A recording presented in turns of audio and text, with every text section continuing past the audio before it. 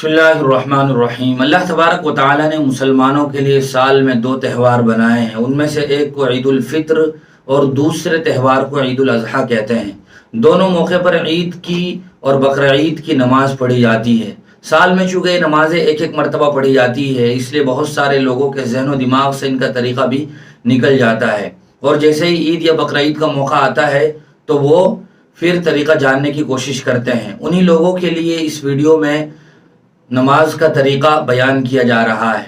याद रखना चाहिए कि ईद और बकर ईद दोनों की नमाज का तरीक़ा एक जैसा ही है। सबसे पहले तो नियत करना है। नियत दिल के इरादे का नाम है। आदमी अपने दिल से जो मजबूत इरादा करता है उसी को नियत कहते हैं। ज़बान से अगर कोई आदमी अल्फाज के ज़रिए से नियत करना चाहता है तो भी कर सकता है। उसका तरीक़ा यह है कि आदमी इस तरह नियत करेगा: 2 रकात नमाज वाजिब बकर ईद की या ईद उल अज़हा की 6 ज़ायद तकबीरों के साथ पीछे पेश इमाम के वास्ते अल्लाह के वक्त नमाज का, और अल्लाह अकबर कहकर इमाम की तकबीर तहरीमा के बाद नियत बांध लेनी है। इमाम साहब तकबीर तहरीमा कहेंगे, बकिया तमाम तर मुक्तदी हजरात नियत बांध लेंगे, फिर सब सना पढ़ेंगे। सना पढ़ने के बाद इमाम साहब 3 ज़ायद तकबीरें कहेंगे।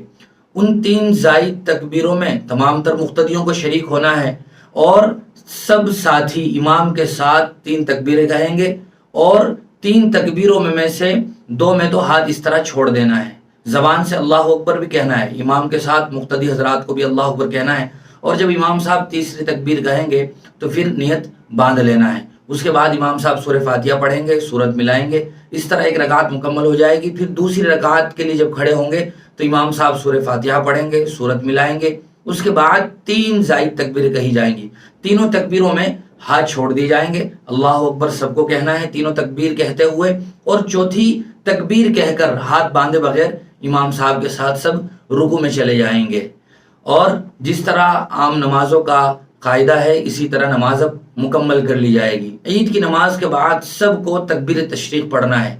जिस तरह 9 ज़िलहिज्जा की फजर से लेकर 13 ज़िलहिज्जा की असर तक 23 नमाजों में जो तकबीर तशरीक पढ़ी जाती है, वो तकबीर तशरीक ईद की नमाज के बाद भी पढ़ना है, और बुलंद आवाज़ से पढ़ना है कि इस तरह अल्लाह अकबर नारे तकबीर से पूरी ईदगाह और पूरी मस्जिद गूंज उठे।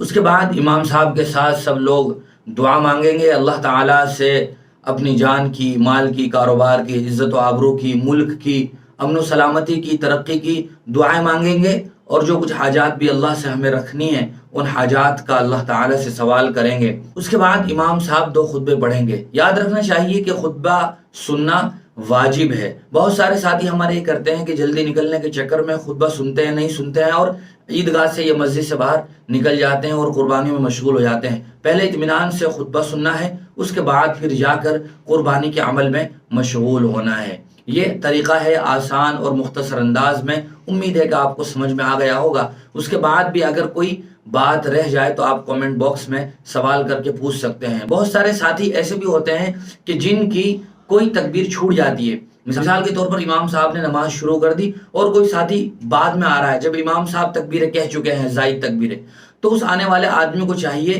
कि वो जैसे ही तकबीर तहरीमा कहकर नियत बांधेगा तो पहले वो अपनी जल्दी जल्दी वो 3 ज़ायद तकबीरें कह लेगा। ये जितनी भी तकबीरें उसकी छुट्टी हैं, इतनी तकबीरें कहकर फिर वो इमाम के साथ नमाज में शरीक हो जाएगा। इस तरह से उसकी तकबीरें भी पूरी हो जाएंगी और नमाज दुरुस्त हो जाएगी।